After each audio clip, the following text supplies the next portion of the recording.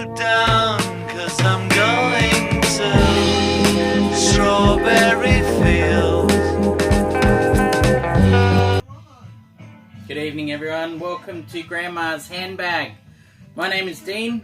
You're joining us tonight or today, or wherever you are, whenever you are, for Record Roundup number 16. We have the theme of box sets tonight. So there's 4 box sets I've got that I want to hopefully quickly run through and just give you a bit of background on probably less on the music actually than the pressing and the details and just the quality of box sets in I suppose the past 6 or 12 months, which these have mainly been released, excepting one of them I guess, but certainly in the time I've picked them up and the value for money they might represent. So first things first, Grandma's Little Helper comes to you. This is a tricky little manoeuvre, this. I'll get to the glass in a second. From the Barossa Valley in Australia, 10-year-old muscat, so it's a fortified wine, nice and sweet, a little bit tart. You can see that brown colour, which is quite indicative it's been oxidised, very much like a port.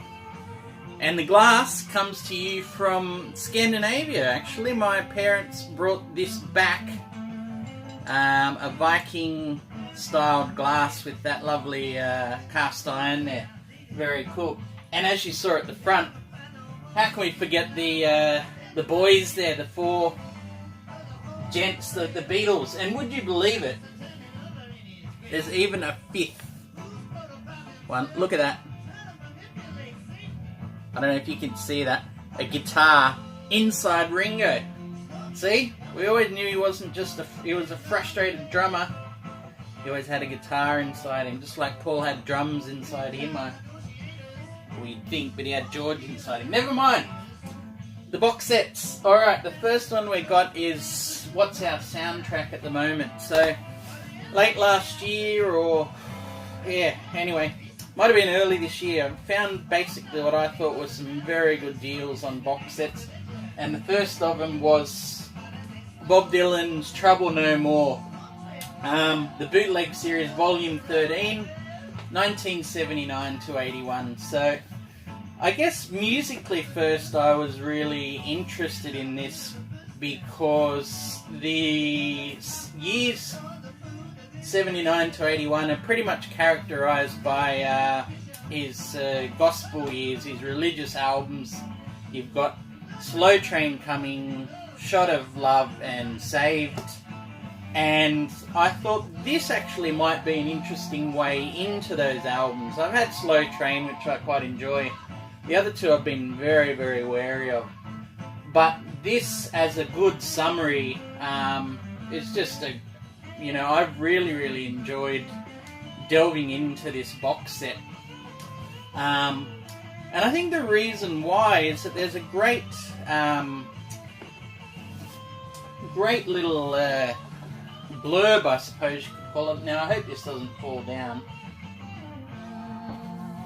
A great little blurb in a fantastic sort of booklet that they give you here. I don't know if you can see these sorts of things. So there's a couple of very good essays on Dylan, as well as great commentary on each individual song that turns up on here, and the performance, and just signifiers and things to look for in there. But I suppose going back to what I was starting on, they sort of said that if you think of gospel as a visceral form, as a music where you go out to preach and to convert, then Dylan's gospel albums almost necessarily fall flat in comparison to live performance, because there is no actual visceral live audience to preach to. Whereas when he's fronted up with crowds and you know, crowds that could often be non-believers, not dissimilar to, you know, his electric crowds throughout England in '66. He's facing those same sorts of obstacles. He really throws himself into quite a few performances here, and you can sense this notion of it meaning so much more, passion in the delivery. You know, yeah, there is preaching on here as well, that they leave in on some of the tracks. Apparently the tour was sort of riven with his pulpit preaching of words before the songs and that, but yeah, a fantastic booklet to bring that notion of the performances being central to the music. It's actually not unlike a point in, I think, Teddy from Eat Sleep's Vinyl's recent video, where he points out that that, you know, you kind of need that soul element, the performance element in soul, to really get it across, you know. But yeah, so a fantastic booklet, and then you have spread over 4 LPs. You have, what do we got?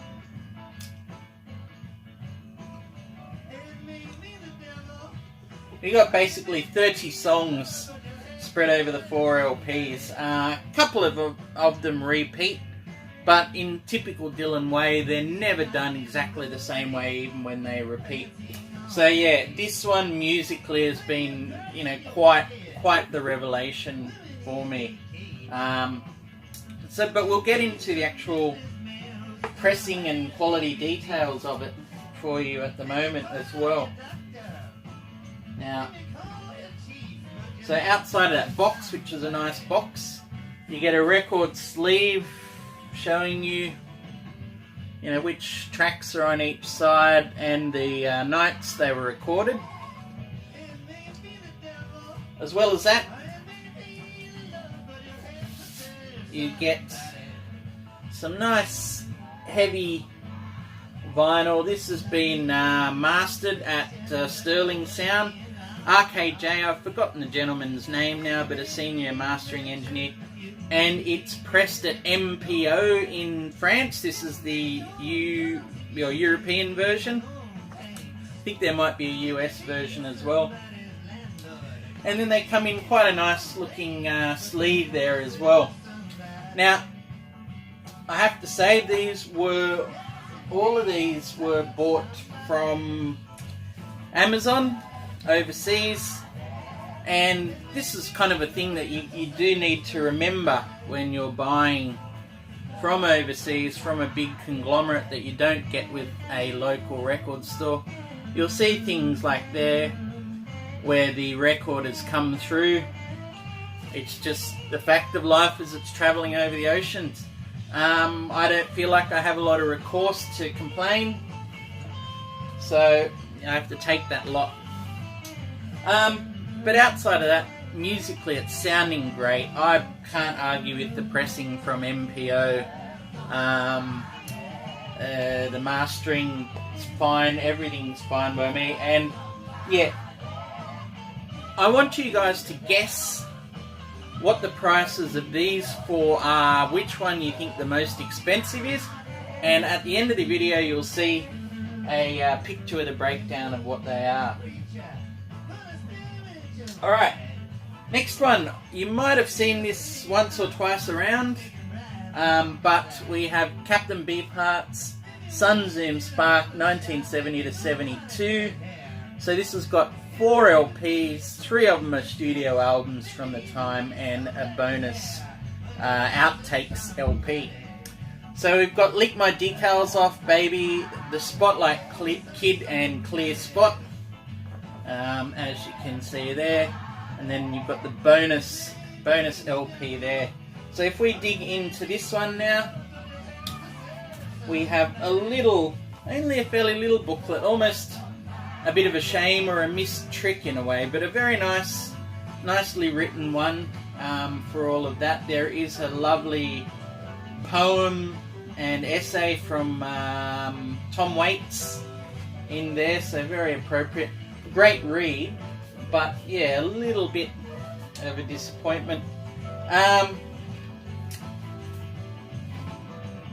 So here we go. Yeah, as I said, James Griffiths showed this a few months ago. I don't think he had any major qualms with it at all. This one was pressed at Record Industry. And I'm trying to remember if this one was pressed in Europe or in the US. I think this was pressed in Europe. And we have a lacquer, I believe it was cut by Chris Bellman. So there's not a lot to complain about. Look, I am not familiar with an original copy of them, so I can't say whether they were cut from a digital source. They have been remastered to my knowledge, but to be honest, the original quality of the recording on these albums, I was never a fan of. The production is pretty murky, I have to say. Yeah, but the music more or less speaks for itself. I can definitely say that. However, decals for me is a tough one to get into. I'm a fan of Trout Mask, but that's taken years of listening, and to me it's kind of its own self-constructed world. This is kind of a the weirdness and oddness and the difficultness of Trout Mask, but it doesn't have that accompanying universe to me that it's trying to do or trying to fit into. Never mind. That's why I bought this box, so I can persevere with the ones I don't know. Because a good captain sometimes takes a little bit of time. So yeah, other ones there. Now, did I show you as well the inner on this? Is quite a nice one. We have the lined poly inners. I'm sure you can sort of see that there. So, pretty nice production quality. This is standard sort of thickness, i.e. not very thick. But outside of that, really not a lot to complain about. A very, very solid set for the price I paid for them. Alright, the next one, released not too long ago, is the 50th anniversary of Love's Forever Changes. Now this is a lovely little package. You know, there's not a huge amount going on. So, we go there. You can then flip through here and we have the discs. We have, so we've got a standard Forever Changes, and I believe, I might be wrong, standard Forever Changes, then we have a mono version. It's a nice little sleeve the way they've done this as well. Disc 3 is an alternate mix of Forever Changes. I believe that was done by Steve Hoffman. Disc 4, we have some singles and outtakes. Very little on there that hasn't been previously released. There might only be 1 to 2 tracks. Disc 5, we have the album in stereo on DVD. So no video, just audio. And I suppose disc 6, which is what we might be most interested in, is the vinyl copy. So it's interesting, that mix of vinyl and CD on here. But nice, heavy weight. Again, this is a Chris Bellman cut lacquer. Or am I getting that wrong? I'm getting my mastering. One day I'll be as good as Jeff Party and Baraka P. Dub and the likes.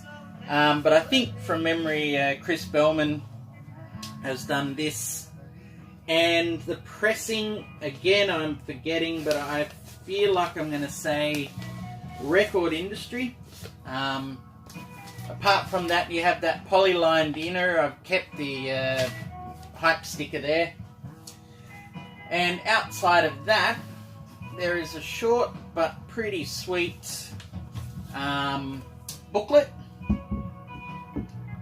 which they decide to put a little limited number on the back of, so limited to 15,000. That's probably not that limited at all, really, but still some lovely notes, production notes, interviews, and other pictures surrounding the time. So a little bit of good info there for that some people mightn't have picked up or known, and sort of praising the impact of the album 50 years on, and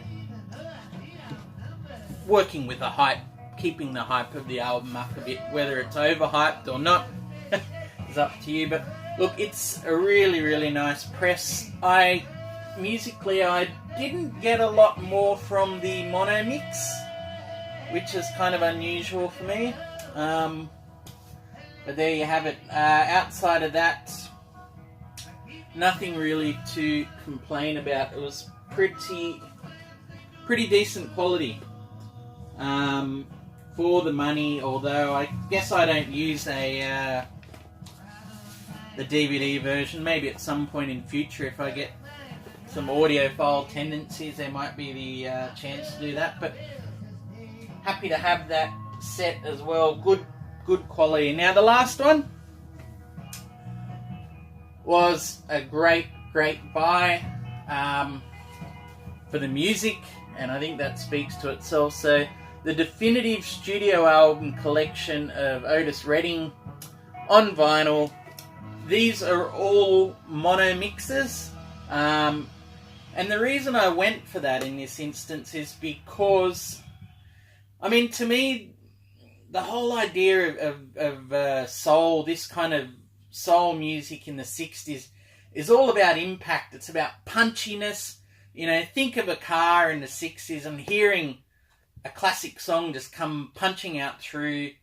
It's going to be mono. It's going to be a very simple, direct sound, and I think that's, to me, what how these recordings were sort of built, to maximise the punchiness. And let me tell you, there were some beautiful moments, as I said in a recent video on Otis Sings Soul, where you just felt like you were in the room, and you had Al Jackson there. His drums were there. You could feel, Duck Dunn's bass over there, and Steve Cropper. Lovely stuff. They've kept everything original. Catalogue numbers, blurbs, and liner notes at the back there. Very nice box set as well. Now, the downsides to this are a very plain paper sleeve. So you're going to get those little nicks, little micro aggravations, I suppose you could call them, on the album. As you pull them out, you get the static and things like that. So a little bit of a shame there. Apart from that, these were cut.